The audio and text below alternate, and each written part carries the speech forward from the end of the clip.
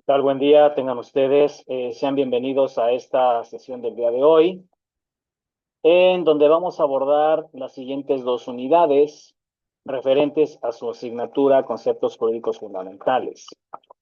La semana anterior ya estuvimos agotando algunos temas de las primeras dos unidades referentes a lo que es la importancia del estudio del derecho para ustedes, profesionistas en el área de administración, sin dejar de lado también que esta parte de los conceptos jurídicos fundamentales y su ubicación en el derecho tiene importante relevancia. ¿Por qué? Porque ustedes van a establecer esos parámetros de contacto con el derecho y sobre todo que a través de las normas jurídicas vamos a celebrar diversas consecuencias de derecho.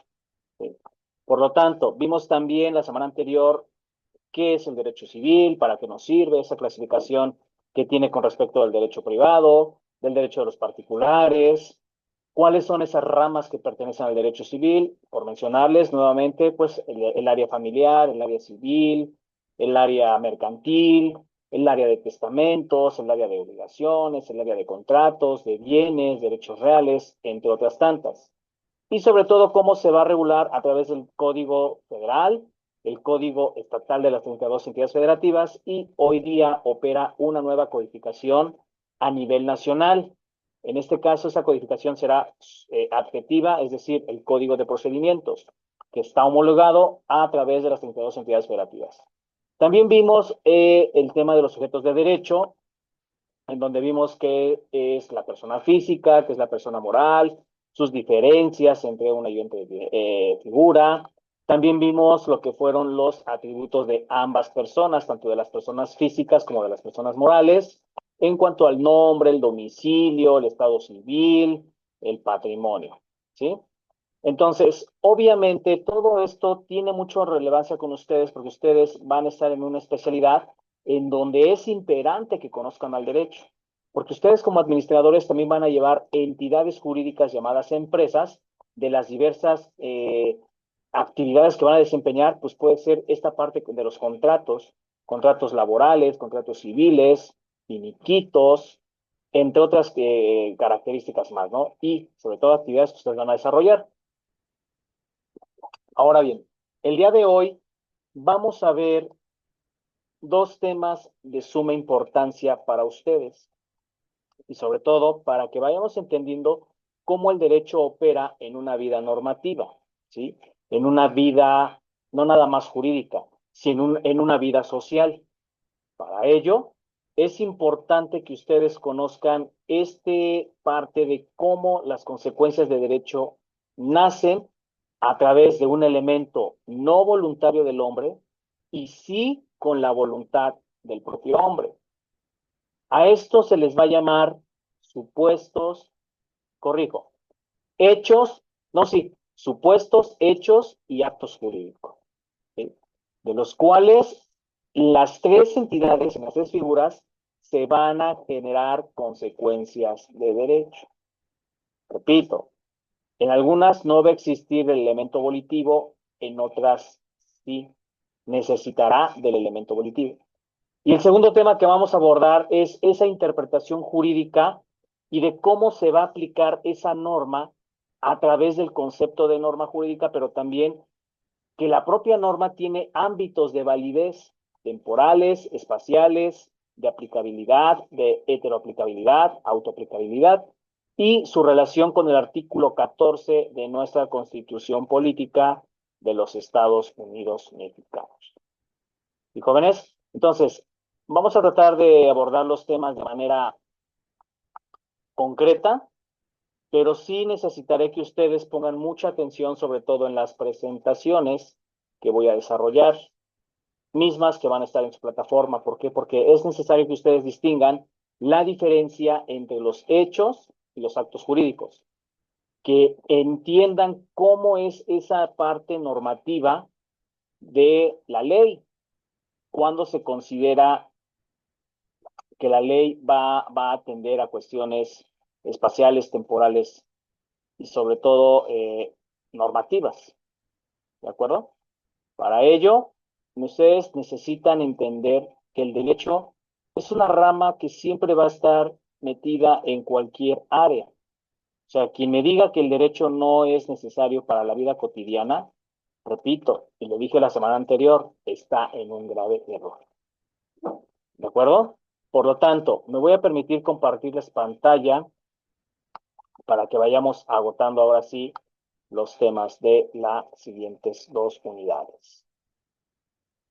Bien, primer tema, jóvenes. Vamos a ver esta cuestión de los hechos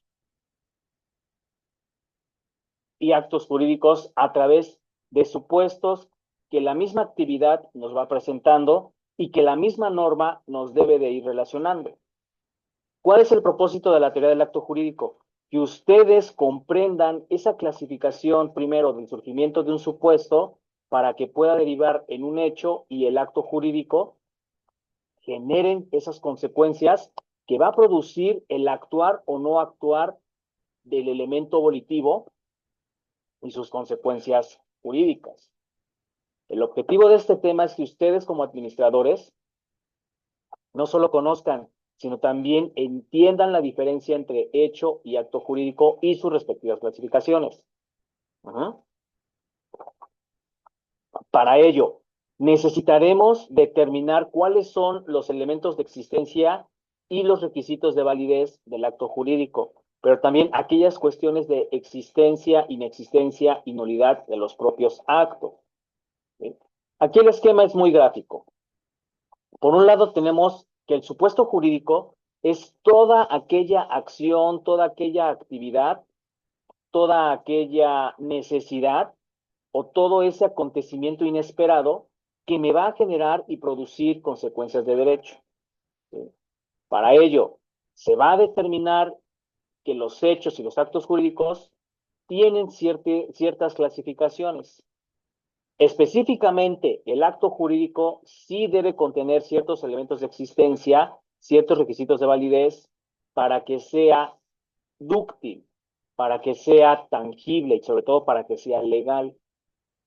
¿De acuerdo? Y en esta parte, si el acto jurídico carece de elementos de existencia o de requisitos de validez, podemos caer en cuestiones de inexistencia o de nulidad relativa o absoluta de esos actos jurídicos. Y por último, las últimas dos figuras que vamos a ver en este tema serán lo referente a esos cuasicontratos o cuasidelitos. Cuasi, de latín, casi. ¿Perfecto? Bien.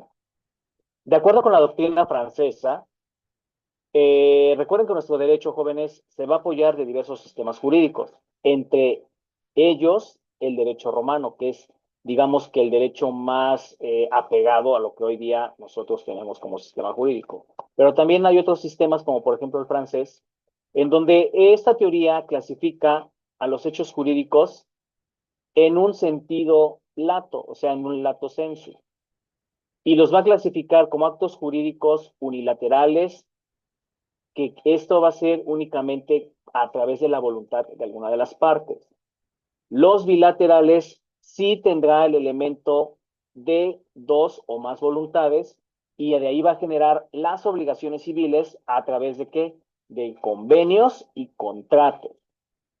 Pero por otro lado, el hecho jurídico en el estricto sentido, o sea, en el estricto sensu, puede determinar que esos hechos jurídicos van a ser producto de la naturaleza o bien sin la voluntad del hombre, pero que van a generar esas consecuencias jurídicas.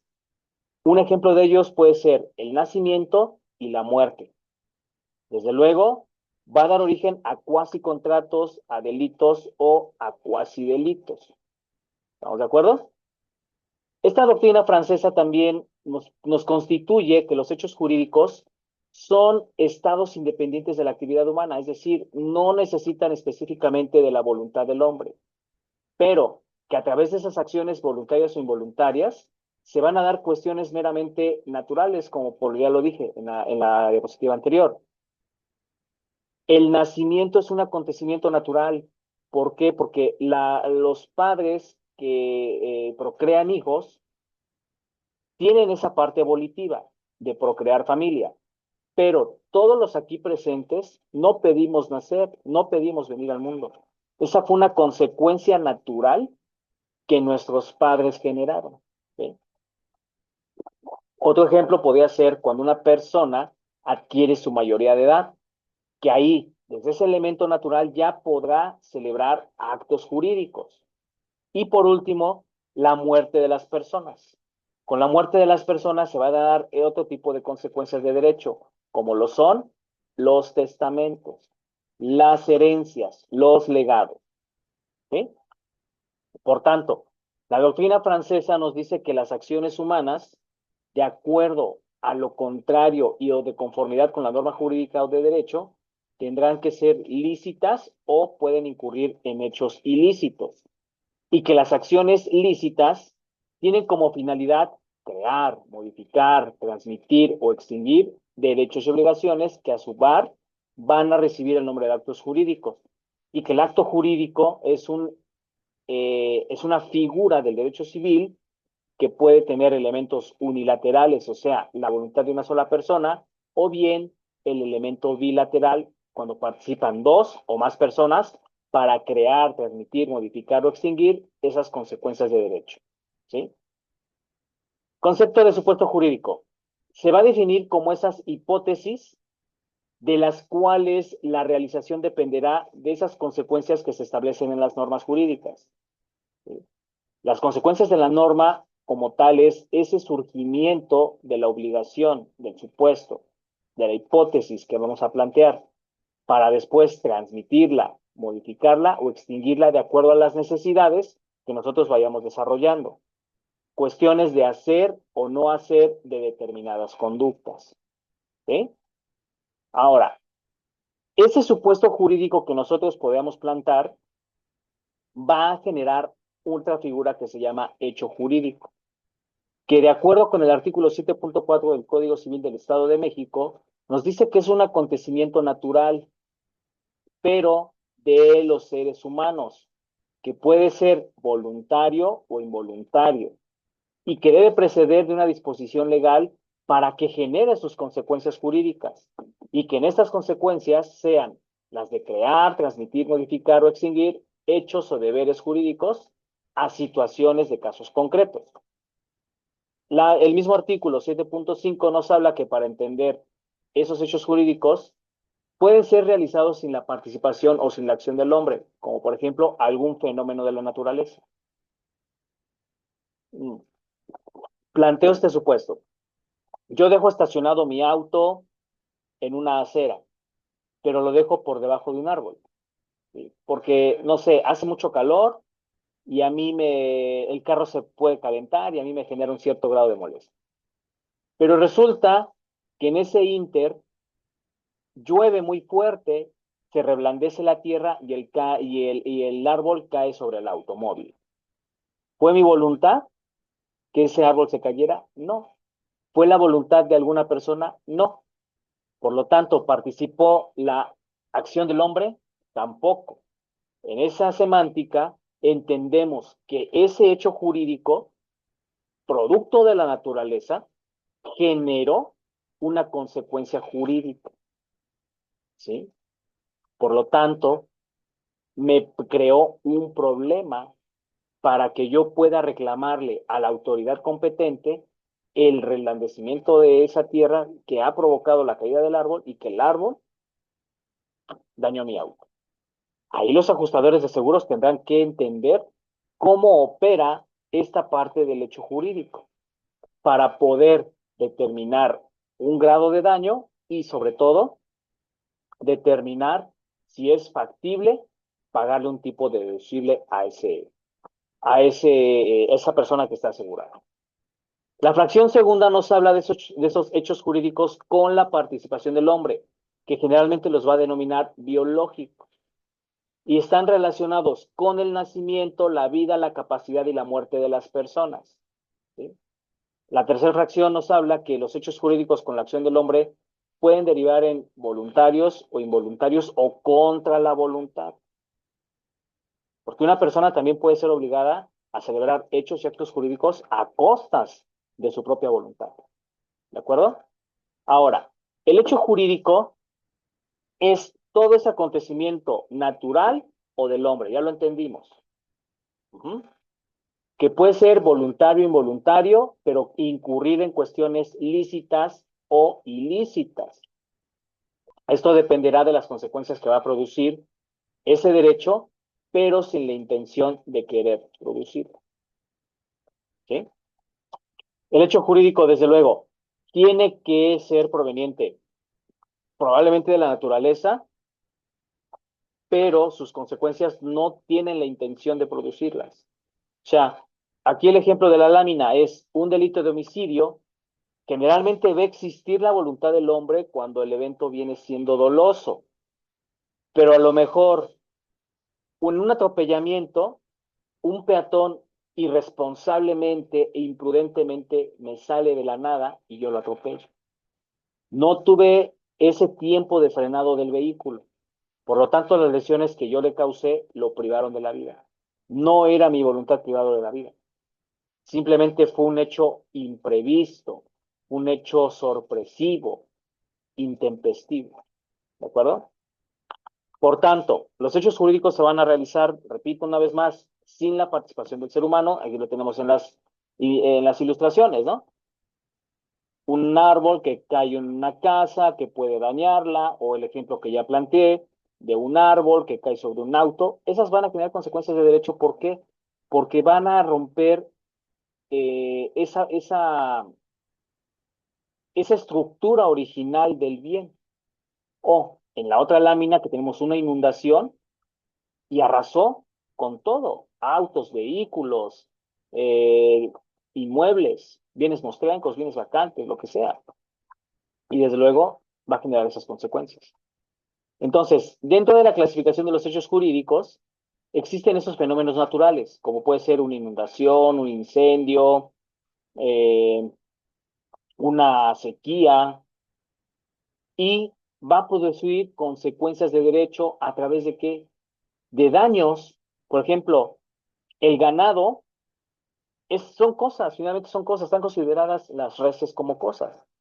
Y ese ganado a lo mejor ya estaba apalabrado con algún comprador de rastro de carne. Pero viene una sequía muy fuerte en donde mi ganado fallece. Uh-huh. Y desde luego me va a generar esa consecuencia porque fue ajeno a mi voluntad. Así como esa parcela o esas parcelas de sembradíos en donde a lo mejor una sequía o una inundación severa se llevó toda mi cosecha. No era mi voluntad generar esas consecuencias de derecho, sino que la naturaleza propia los generó. En el inciso B tenemos la participación del hombre dentro del hecho jurídico y son de características biológicas, como es el alumbramiento de una nueva persona, la vida propia, porque nosotros a lo largo de nuestra vida vamos a generar hechos jurídicos, y la propia muerte, porque nadie en este plano terrenal desea morirse, ¿sí? O sea, nadie dice, yo mañana voy a morir. Una persona responsable entenderá que todos tenemos un destino final y ese destino final es la muerte.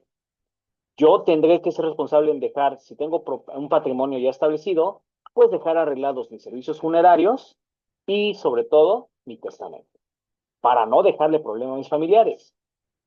Ahora, los hechos jurídicos realizados con la acción del hombre pueden ser voluntarios y en este caso generar consecuencias lícitas e ilícitas.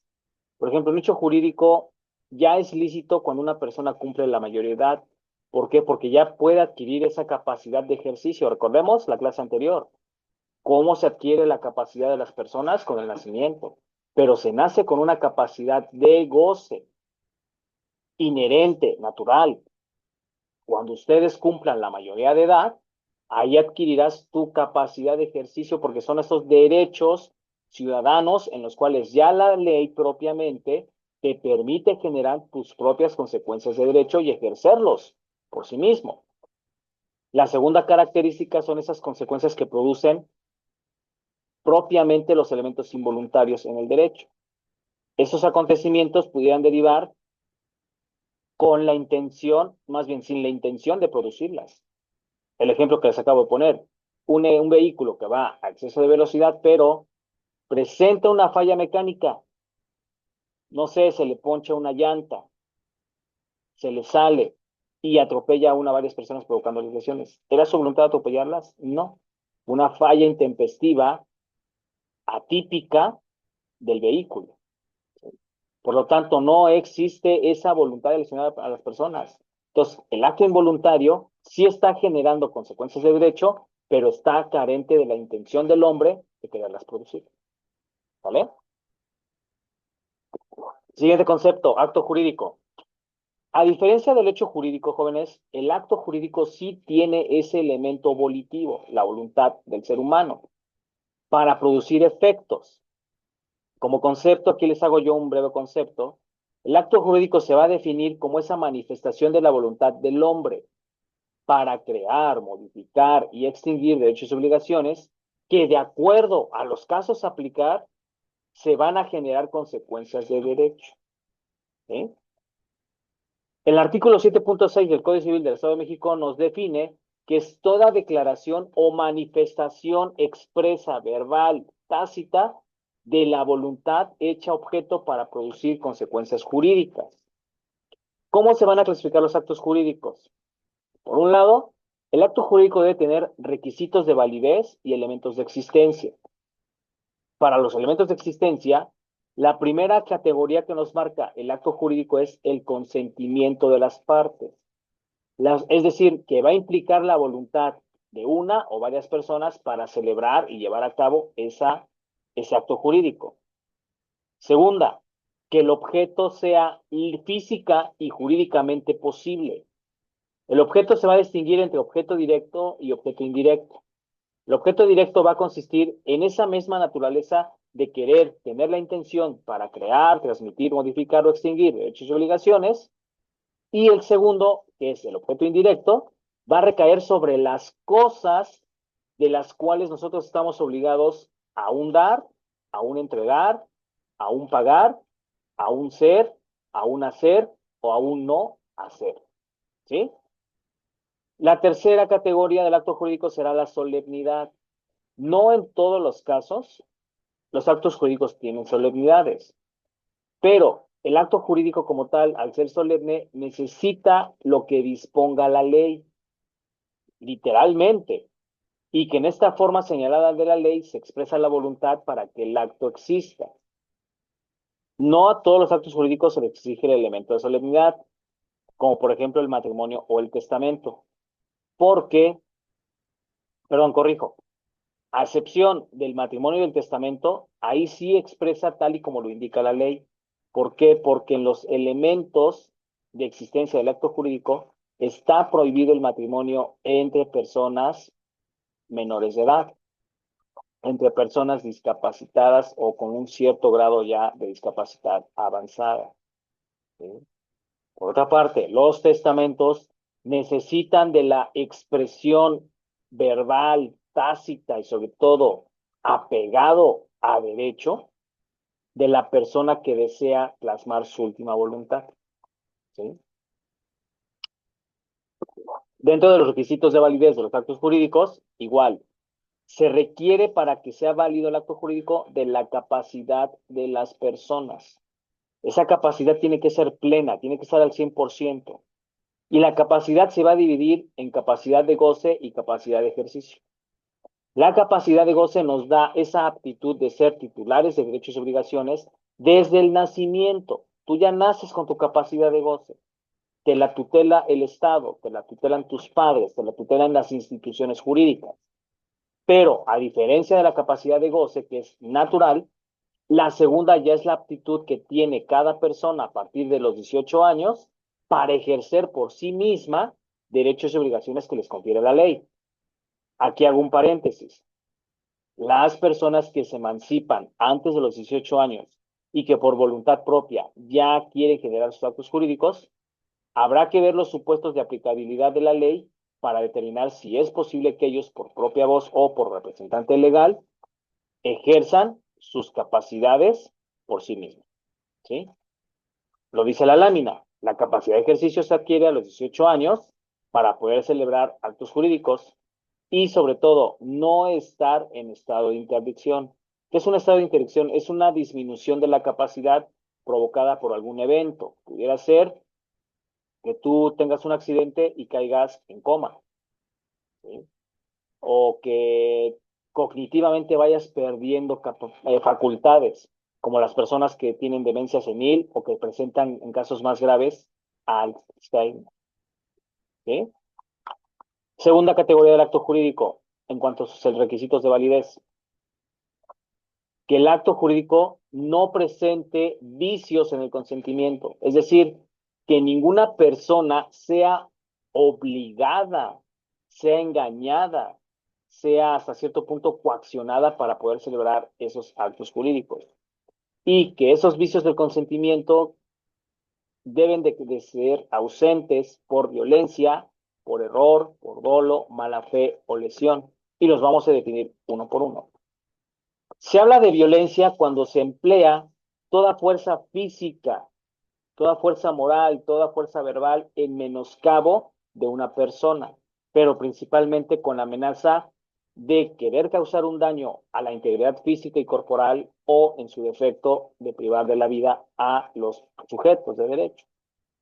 También hay violencia cuando se da contra cuestiones de la honra, la libertad de las personas, la salud física y mental, y sobre todo atentar contra los bienes considerables de un contratante o de su familia, ya sea esposo, esposa, cónyuge, eh, concubino, concubina, ascendientes, descendientes o parientes colaterales hasta el segundo grado y por afinidad únicamente en el primer grado.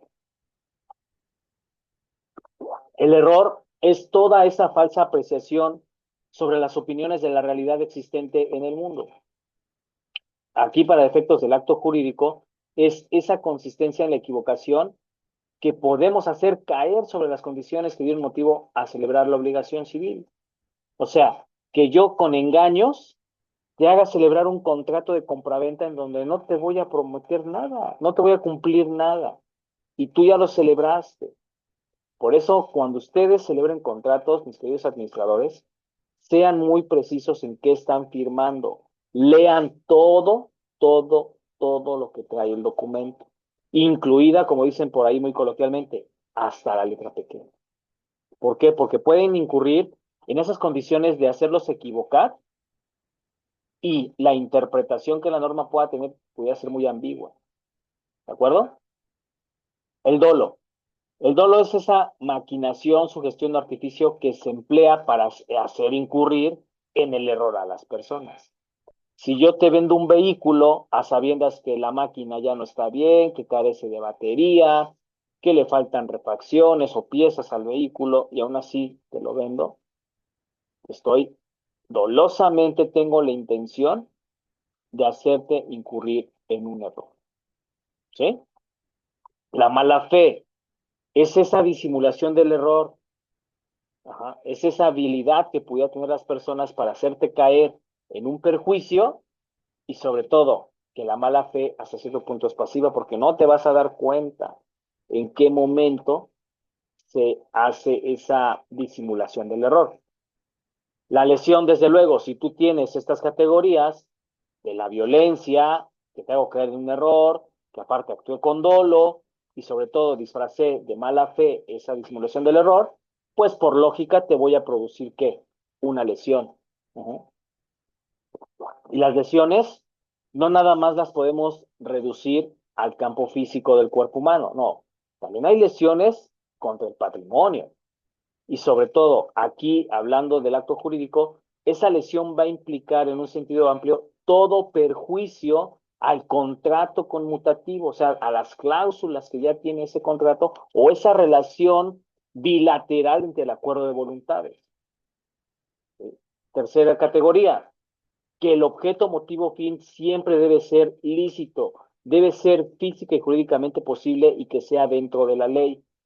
Como ya lo referí en láminas anteriores, se distingue el objeto en directo e indirecto. El objeto directo, recordemos, per se, necesita crear, transmitir, modificar y extinguir esos derechos y obligaciones. En cambio, el objeto indirecto va a recaer directamente sobre las cosas por las cuales vamos a dar nacimiento a condiciones contractuales a condiciones de hacer o de no hacer. ¿Sí? Por último, la solemnidad. La solemnidad en el acto jurídico, recordemos que debe de estar señalada en los códigos. Y para que sea expresa esa voluntad, se necesita del elemento, no nada más de fondo, sino también la forma en que se debe redactar un contrato, en que se debe redactar las cláusulas, o en los casos del matrimonio y los testamentos, que la voluntad se expresa tal y como lo indica la ley. Nadie puede ser obligado, nadie puede incurrir en cuestiones de qué, de violencia, de error, de dolo, de mala fe y sobre todo de lesión cuando se habla de matrimonio. Porque nadie puede ser obligado a casarse con quien no quiere. ¿Sí? Desde luego el testamento ser un acto personalísimo, también requiere de estos requisitos y sobre todo la solemnidad, porque la propia ley nos va a direccionar las formas de cómo testar nuestro patrimonio, nuestras propiedades. ¿Sí? Ahora, ¿en qué casos hay inexistencia y nulidad de los actos jurídicos? Bueno, el acto jurídico va a ser inexistente cuando no contenga una declaración de voluntad y sobre todo expresa, tácita, libre, o que ese objeto también no carezca, más bien carezca de falta de objeto esa voluntad. Cuando también no contenga las solemnidades que requieren las leyes. Entonces, ese acto jurídico no va a producir efectos legales. Por lo tanto, no se puede invocar ni confirmar por prescripción, ni mucho menos por evocación. Ahora, en esta cuestión, cuando faltan los elementos de existencia, como es el consentimiento, el objeto y la solemnidad, ese acto jurídico no existe para el derecho. No existe. O sea, a lo mejor yo puedo tener el consentimiento de las partes, pero no tengo sobre qué va a recaer la actividad jurídica. O puedo tener los dos elementos primeros y no tener la solemnidad. ¿Sí? Por lo tanto, esa falta de existencia nos va a generar la nulidad. Y sobre todo que esa nulidad siempre será precedida de los vicios de origen. La nulidad se va a traducir como la sanción propia que las leyes establezcan cuando se encuentran elementos que atentaron contra el surgimiento natural del acto jurídico. ¿Sí? Cuando son contrarios al derecho, cuando son contrarios a la ley. Y sobre todo, que pierde licitud. ¿Sí?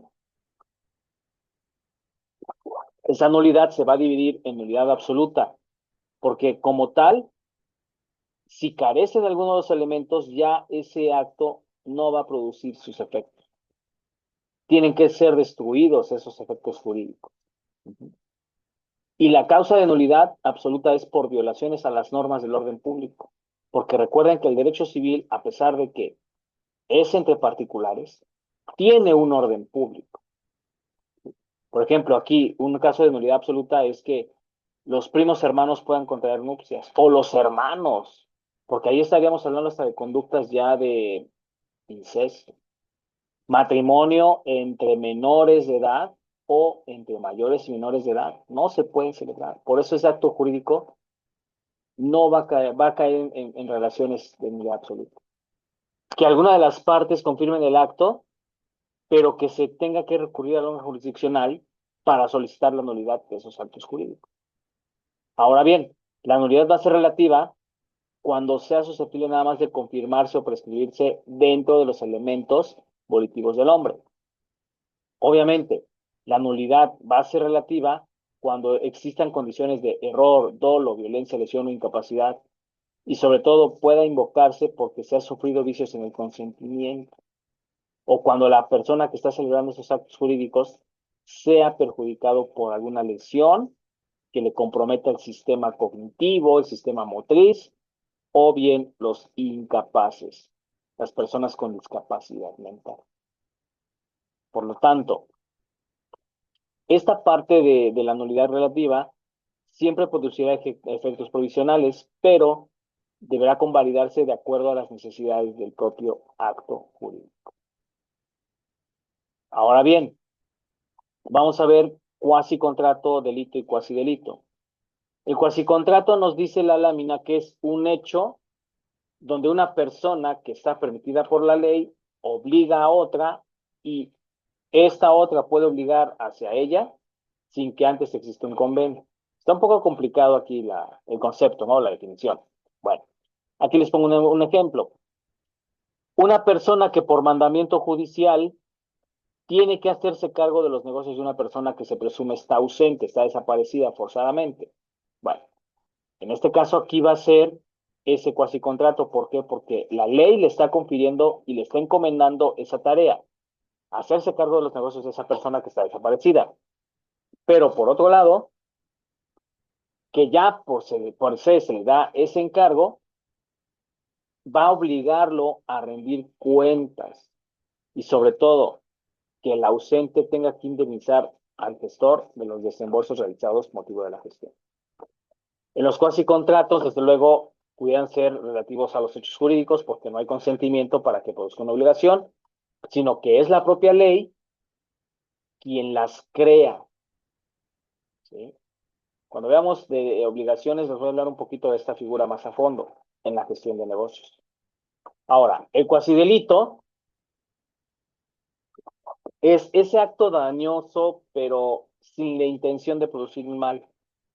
Es decir, lo que llamamos delitos no intencionados o bien delitos imprudenciales. El delito, por definición, es un acto de acción u omisión que van a sancionar las leyes penales y que van a atentar contra bienes jurídicos tutelados por el Código Penal, llámese la vida, la integridad física y corporal, contra el patrimonio, contra la salud reproductiva, la salud pública, delitos patrimoniales, por ejemplo, delitos contra el Estado, y que esos delitos y cuasidelitos van a diferir de los cuasicontratos. ¿Por qué? Porque mientras el hecho constitutivo sea hasta cierto punto no permitido por la ley, el delito va a terminar en cuasilito y es condenable por las leyes. ¿Sí, jóvenes? Bien. Hasta aquí agoto el tema del acto jurídico. En síntesis, una manera muy tangible de establecer acto jurídico es un contrato de compra-venta. Lo vamos a ver más adelante con los contratos, pero un contrato de compra-venta necesitará de la voluntad de las partes para que ese contrato tenga validez, para que ese contrato genere consecuencias de derecho. ¿Cuál será mi voluntad en un contrato de compra-venta? Bueno, el supuesto jurídico nacerá de lo que yo quiera comprar. Un auto, una casa, un local, una prenda, lo que sea. ¿Sí? El hecho jurídico me dirá cuáles serán los mecanismos por los cuales yo tenga que generar al propio acto jurídico. Pero mientras tanto, el contrato de compraventa, al ser un acuerdo de voluntades, ¿sí? El acto por sí ya tiene ese elemento volitivo de los hombres. Yo compro un auto nuevo o usado, ¿no? Se va a firmar un contrato por escrito en donde voy a plasmar mi voluntad y sobre todo voy a plasmar ese ejercicio de derecho para incurrir en cuestiones de hacer, de no hacer, de dar o de no dar. Pero principalmente ese contrato va a dar origen a la consecuencia de que, porque si yo pago por un artículo, ese artículo tiene que ser entregado en las condiciones fijas de las cuales surgió ese contrato. ¿Sí, jóvenes? Bien. Segundo tema de este día. Vamos a ver cómo la interpretación de las normas jurídicas atienden a cuestiones de qué problemáticas puedan surgir en su aplicación, de la necesidad de entender por qué los legisladores al Congreso de la Unión leen proyectos de promoción de leyes para que éstas puedan ser promulgadas. ¿Por qué los legisladores puedan también recibir proyectos de ley para reformas a los códigos? ¿Sí? La necesidad de interpretar normas jurídicas es importantísima. Y un ejemplo claro es ahorita lo que se viene con la elección de jueces al Poder Judicial de la Federación. La reforma energética, el señor presidente Peña Nieto. Para ello, esas disposiciones necesitarán de la disposición en cuanto a los ámbitos espaciales temporales de la norma jurídica. ¿Sí? Bien, en este sentido, voy a compartir la siguiente presentación para que entendamos por qué es importantísimo este tema para ustedes. Por un lado, entendemos que las normas jurídicas deben tener una clasificación. Y esa clasificación partirá desde la perspectiva normativa, en donde las normas se van a clasificar en normas nacionales o en normas internacionales. Las normas nacionales, apegados al sistema de normas en general, son aquellas que pertenecen a un sistema jurídico de un país determinado, de una nación determinada. Por ejemplo, en México, nosotros esa clasificación de las normas la tenemos en primera línea con la Constitución política. Esa siempre será mi herramienta principal, mi Constitución. Por lo tanto, de esa Constitución se van a desprender leyes federales, leyes estatales, reglamentos, circulares, códigos, bandos municipales, etcétera, etcétera, etcétera. ¿Sí? Pero todo ese conglomerado de leyes va a pertenecer al sistema de norma nacional. En contraparte, las normas extranjeras son las que pertenecen a los demás países en un sistema de jurídico determinado, pero que puedan tener un conflicto con el Estado mexicano. Ahora, el derecho uniforme se dará a ciertos casos concretos, a ciertos actos y hechos jurídicos que participan dentro de la naturaleza propia del derecho, pero que se encuentran regulados de acuerdo al sistema jurídico de cada país al que pertenece dicho ordenamiento. Y que en esta parte se regulen de la manera más uniforme, evitando conflictos entre las naciones, evitando conflictos entre los propios sistemas de normas nacionales. Para ello, por ejemplo, una norma internacional es esas convenciones de las Naciones Unidas sobre compraventas de mercadería internacional, que se celebran y se aprueban el 11 de abril de 1980 en Viena, Austria, pero entra en vigor en México hasta el 1 de enero de 1989, que es cuando se adhiere México a ese sistema de normas. ¿Sí?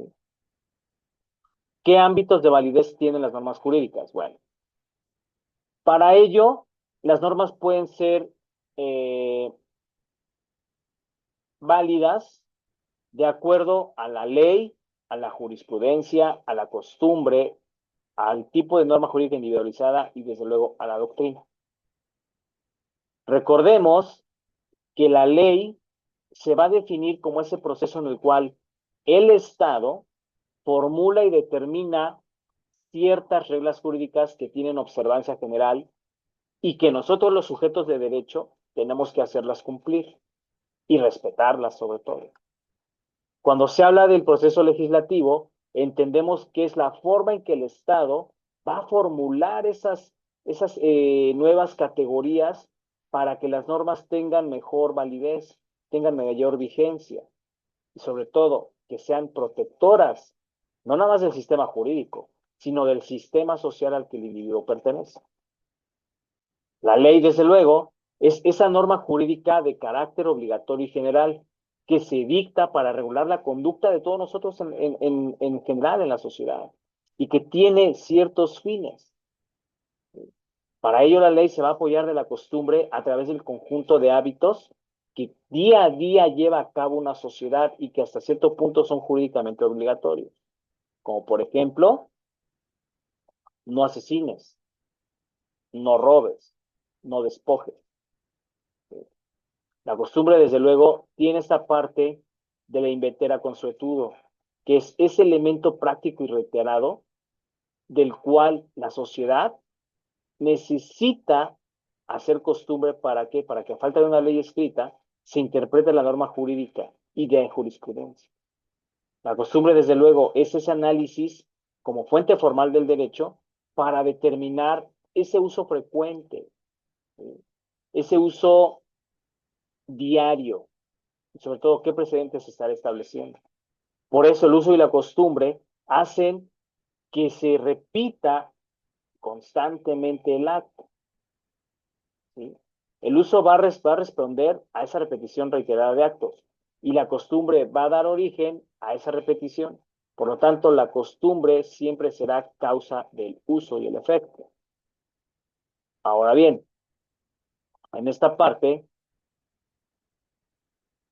la jurisprudencia. La jurisprudencia es otra fuente formal del derecho y de acuerdo con Justiniano, que fue un jurista en Roma, nos dice que son esas cosas divinas y humanas, pero que van a generar ciencia de lo que para el derecho es justo o injusto. ¿Sí? Y sobre todo que en el derecho mexicano son principios y doctrinas que ya hace el Poder Judicial a través de las tesis de la Suprema Corte de Justicia de la Nación, de los tribunales colegiados de circuito.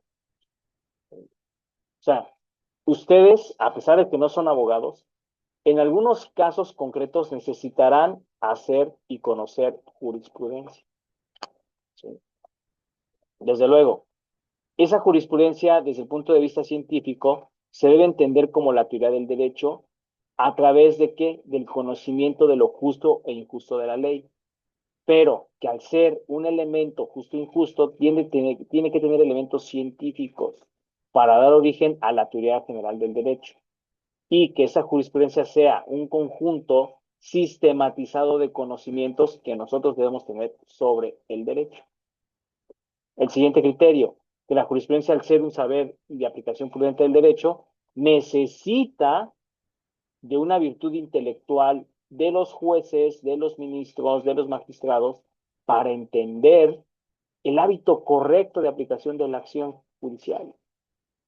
¿Sí? Que esa consecución de bienes sean relevantes para la vida cotidiana de los seres humanos. Que los jueces, al aplicar el caso concreto, también deben ser prudentes porque deben ser estudiosos del derecho. ¿Sí? Entonces, en esa parte, necesitamos entender los diferentes razonamientos que los jueces están estableciendo.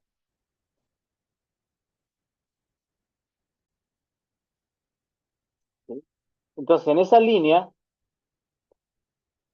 la jurisprudencia va a derivar de las sentencias que otorguen los jueces, los ministros de la Suprema Corte de la Justicia de la Nación y algunos magistrados. ¿De acuerdo? Ahora bien, en este caso, nosotros necesitaremos entender a las leyes desde sus diferentes puntos de vista. La ley, desde el punto de vista espacial de validez, es ese régimen constituido dentro del Estado para que la ley tenga un ejercicio de poder y de orden jurídico, que la ley esté ya circunscripta y de las competencias necesarias dentro de un territorio en específico. Es decir, el ámbito espacial de validez de la norma jurídica atenderá al sistema jurídico al que pertenece. Nosotros tenemos esta parte como territorio y como Estado, leyes federales, locales y municipales. ¿Sí? Que desde luego, para su creación se necesita de un sistema bicameral, es decir, de dos cámaras. Que cada una de esas cámaras tenga facultad concreta que la Federación le otorga y la propia Constitución. ¿Sí? Por eso, ese ámbito espacial necesita de ciertos requisitos. Que la existencia sea explícita y facultativa, porque por sí sola no se puede ejecutar. Que la relación sea un medio necesario para que, para que se pueda ejercer el reconocimiento del Congreso de la Unión y que este a su vez sea el que modifique o proyecte nuevas proyectos de ley. Ahora, que las normas dentro de su sistema temporal de validez atiendan a esa vigencia determinada o indeterminada de acuerdo a la certeza de cómo se está promulgando la ley. Es decir, que el punto de vista temporal se refiere al tiempo que opera esa norma jurídica en un sistema social, en un sistema jurídico. Que de acuerdo a los artículos transitorios, necesita que la norma tenga una vigencia reconocida. ¿Por qué? Porque así los destinatarios vamos a conocer qué nuevas leyes van a entrar en operancia, qué leyes se están reformando o qué leyes ya son obsoletas y se tuvieron que quitar de los códigos, de los diversos códigos. Para ello, una de las funciones que tiene el derecho es determinar la materialidad de la ley, es decir, cómo vamos a clasificar material por materia nuestro derecho.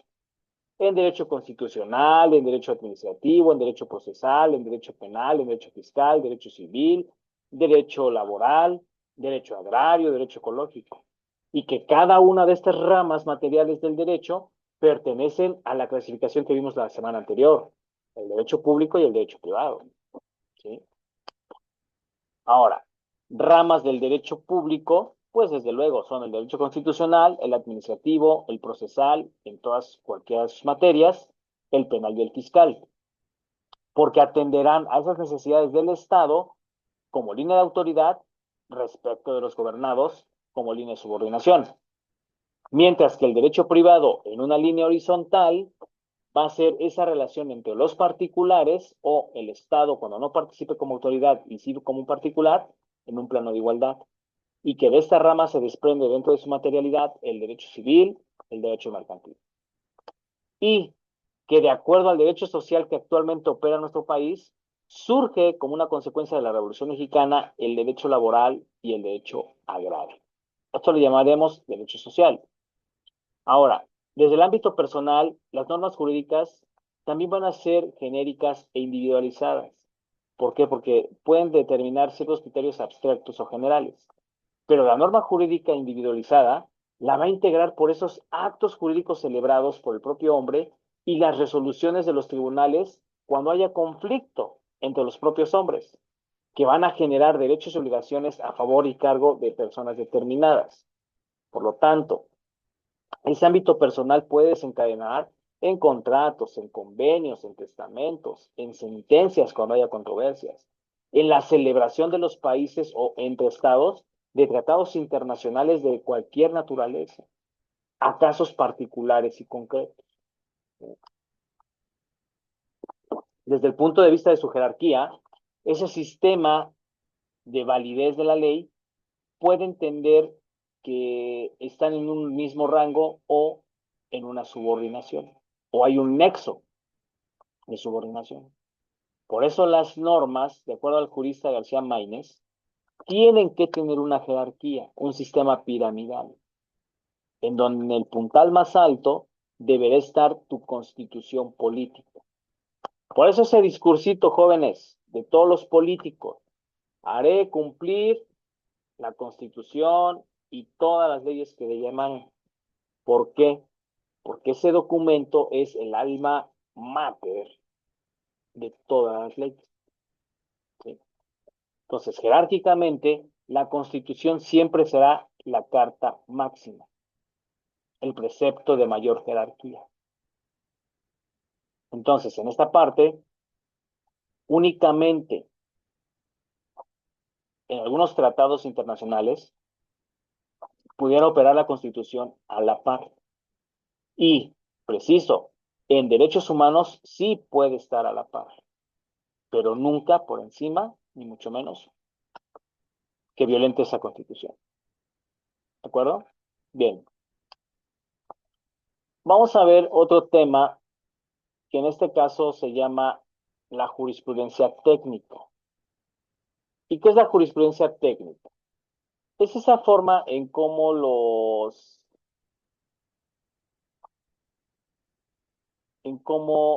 legisladores van a interpretar a las leyes.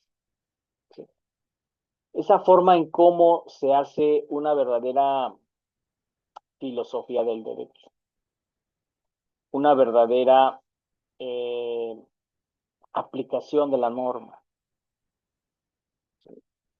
Para ello, nosotros necesitamos esos distintos métodos de interpretación y sobre todo cómo la ley va a operar dentro de un sistema social y dentro de un sistema jurídico. Bien.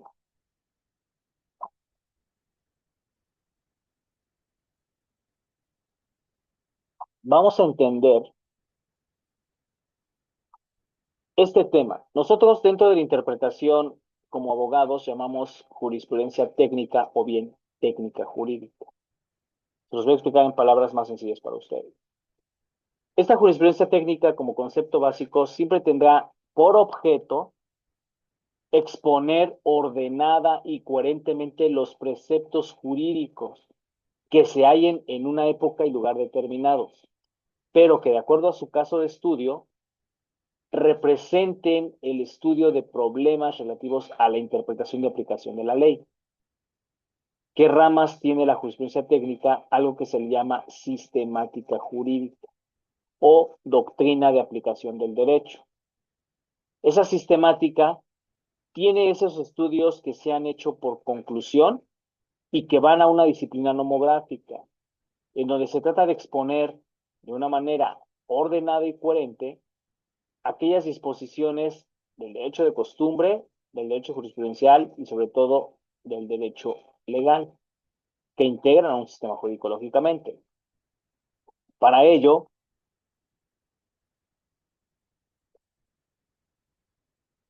la sistemática jurídica, perdón, es que estoy yo extraordinario.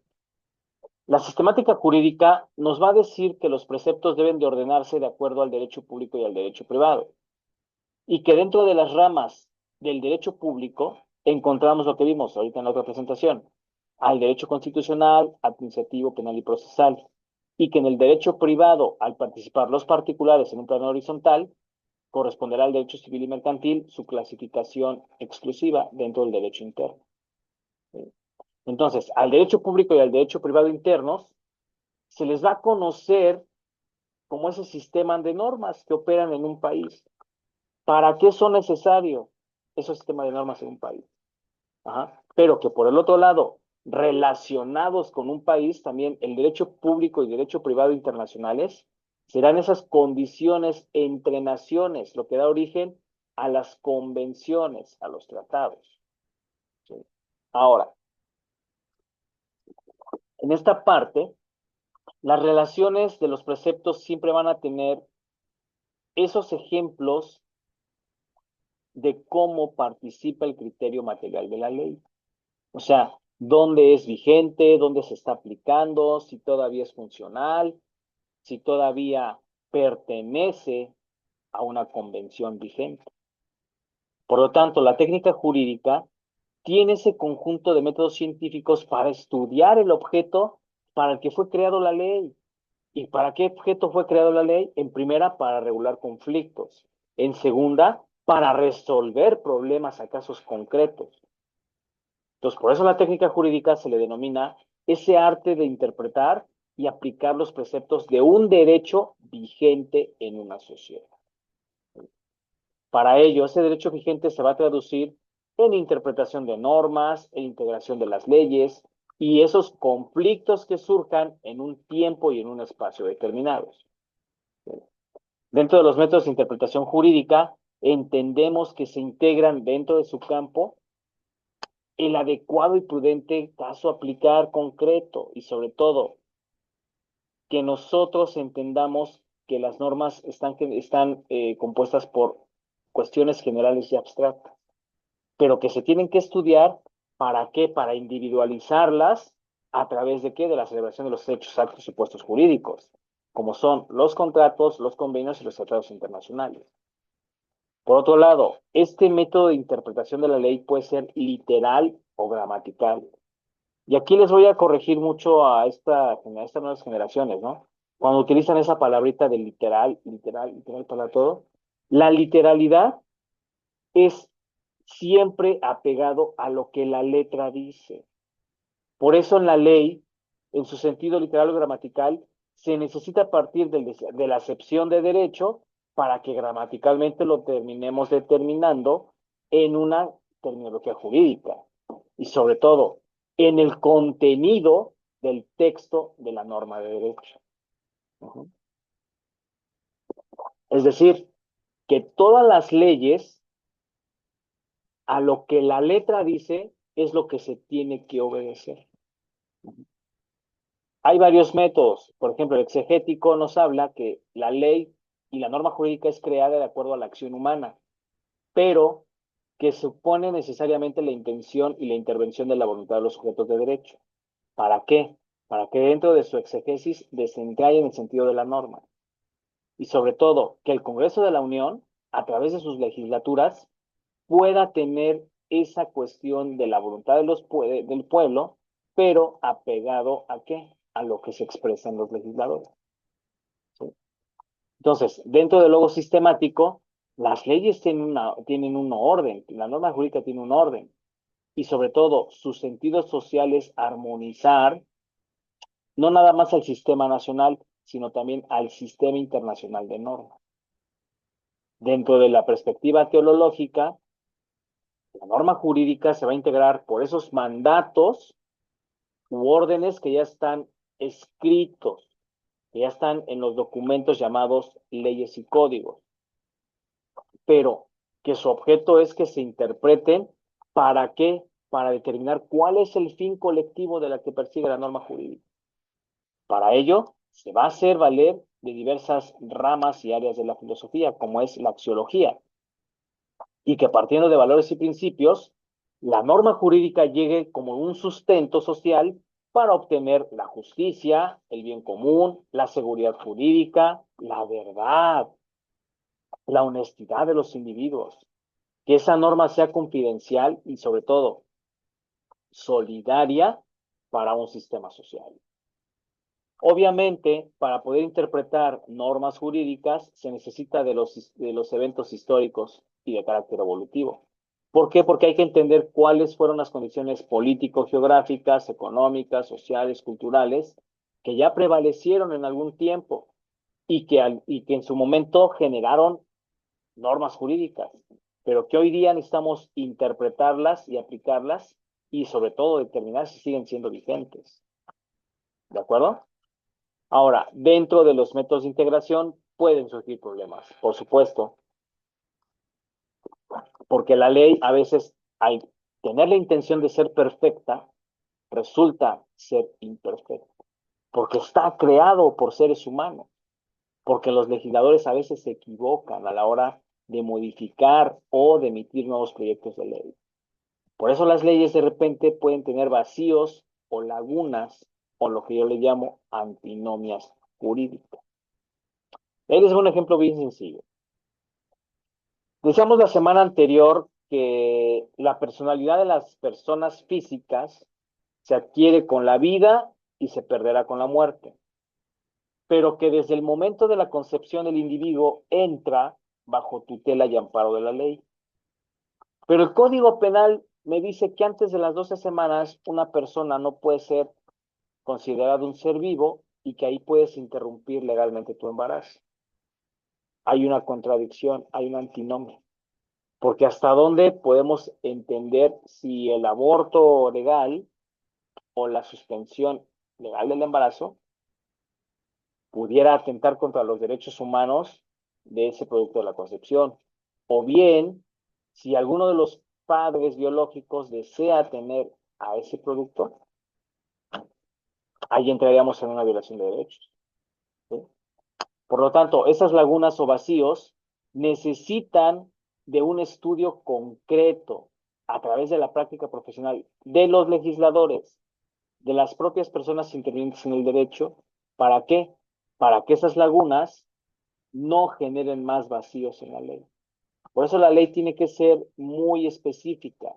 Por eso la Constitución política establece lo que es toda su estructura orgánica, toda su estructura dogmática de acuerdo a las garantías individuales. ¿Sí? Por lo tanto, la analogía de norma jurídica, en un sentido gramatical y filosófico, puede terminar en analogía. Es decir, que puedan presentar cierta semejanza a algunos términos, pero que de acuerdo al punto de partida, ese método de integración jurídica tiene que fundar argumentos lógicos de los cuales la ley ya tiene que establecer predicciones. ¿Sí? Esos argumentos lógicos van a resultar en una analogía por paridad de razón, en una analogía por mayoría de razón o por minoría de razón. La analogía por paridad de razón nos dice que es ese método por el cual se va a basar una situación a un hecho o caso concreto, pero que sea semejante en la razón en que se funde al hecho, o al acto jurídico, y que esté debidamente previsto en un ordenamiento jurídico. Por lo tanto, ese método puede recurrir el ejemplo de los contratos de comodato, porque el Código Civil te dice que los dos contratos, voy a agregar aquí el contrato de comodato y el contrato de compraventa. El Código Civil nos dice que ambos contratos pudieran ser análogos, porque los dos nos dan derechos de ¿qué? De posesión. Sin embargo, pudieran ser parecidos, pero no son iguales, porque mientras ese contrato de arrendamiento presente diversas condiciones contractuales que ya se han modificado, nosotros necesitaríamos interpretarlo. ¿Sí? Por otro lado, el contrato de arrendamiento es oneroso, o sea, va a generar dinero, a diferencia del comodato. En el comodato no va a haber una cuestión económica. ¿Sí? Entonces, en esta parte, recordemos que el método de integración a los vacíos de la ley debe de estar prevista en la Constitución política. La analogía por mayor razón nos da que ese ordenamiento jurídico o esa norma jurídica debe recurrirse a la manera más fácil de hacer ley, a la manera en que se está integrando el ordenamiento jurídico, pero también se debe recurrir a esas cuestiones de consentimientos de los actos jurídicos. La analogía por minoría de razón se va a fundar en condiciones previstas en la ley, pero esas condiciones previstas necesitan momentos determinados ¿para qué? Para que la administración a cargo de esa ley tenga la providez y la posibilidad de que el representado no está de acuerdo a una norma ilegal. ¿Sí? Por lo tanto, las normas jurídicas siempre tienen que tener esa estructura lógica en la medida de la justicia y sobre todo de equilibrio. En sentido contrario, el método análogo siempre, al ser una integración de lagunas, va a generar lagunas, pero que de acuerdo a cada texto legal se necesitan resoluciones que relacionen una cuestión restrictiva a un caso concreto. ¿Qué métodos tenemos para resolver los conflictos de normas en el espacio? Bueno, pues los preceptos de cómo se deben plantear esas prácticas y sobre todo entender cómo operan las normas jurídicas en cuanto a su territorio, en cuanto a su estatuto jurídico y sobre todo en cuanto a las condiciones de aplicabilidad de vigencia de la norma jurídica. ¿Sí? Específicamente ese ámbito de validez espacial. Por esos principios de extraterritorialidad absoluta, territorialidad absoluta y extraterritorialidad se van a explicar como esos estatutos personales en los cuales las personas, al tener atributos, ya estamos rigiéndonos bajo una ley. ¿Sí?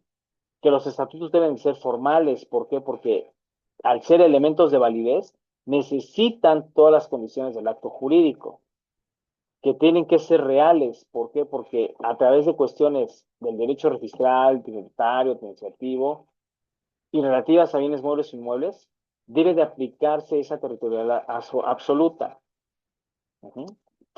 Entonces, aquí lo que se intenta resolver en los conflictos de leyes es determinar si se está originando de manera adecuada, si se está respetando la vigencia y si esa vigencia entre el inicio y la operatividad de la ley es garante. Por eso hay que leer un poquito de la Constitución política. Y de aquí me voy a pasar al artículo 14 de la Constitución. Porque nos dice la Constitución que de acuerdo al efecto retroactivo, no se puede hacer efecto retroactivo de la ley en perjuicio de una persona. O sea, en esta cuestión, la ley tiene que entender muchas cuestiones de qué es lo retroactivo. Para ello me voy a regresar un poco a la presentación. La retroactividad nos dice que es aplicar leyes actuales a hechos jurídicos anteriores o viceversa. Eso no se puede hacer, mientras no sea beneficioso para un ciudadano. Y viceversa, no te pueden aplicar una ley que ya no es vigente a tu época actual. ¿Sí? Por eso esa no aplicación de la ley en perjuicio de la persona nos dice que va en apego a derechos humanos y sobre todo que ninguna ley puede ser perjudicial para los individuos. ¿Sí? Por eso nuestra Constitución es muy concreta en su artículo 14. Nos habla que a ninguna ley se da efecto retroactivo en alguna persona. Nadie puede ser privado de su libertad por sus propiedades, posesiones o derechos, sino mediante juicio de los tribunales, pero que se deben de cumplir las formalidades esenciales de un procedimiento. Ahora, el segundo párrafo nos dice que en los juicios del orden criminal queda prohibido imponer por simple analogía o por mayoría de razón esas cuestiones decretadas en la ley. Y sobre todo que en los juicios del orden civil, la sentencia definitiva a la letra literal tiene que contener una interpretación jurídica, pero a falta de esa interpretación se puede fundar en los principios generales del derecho. ¿Y cómo es? Es decir, en esta parte de la ley es un poco complicado. ¿Por qué? Porque nosotros estamos muy direccionados a que la ley de repente es injusta, a que la ley de repente no se aplica como es debido. Pero para ello se necesita hacer todo un estudio social, todo un estudio jurídico y poder determinar cuál ley es más garante, cuál ley está operando de mejor manera. O sea, es trabajo de los legisladores, es trabajo de los jueces, ministros y magistrados determinar cuando una ley ya deja de ser garante. ¿Sí? Entonces, esta parte de las leyes, a la interpretación de cada uno, pudiera contener elementos carentes, por ejemplo, de garantías individuales. Pero hay que hacer todo un estudio social, un estudio analógico, un estudio jurídico del por qué esa ley ya no sería garante. Bien, jóvenes, con esto he terminado con la sesión de hoy. De verdad, les agradezco mucho su atención. Suscríbanse al canal y sigo a sus órdenes para cualquier duda o pregunta. Pasen ustedes un excelente día.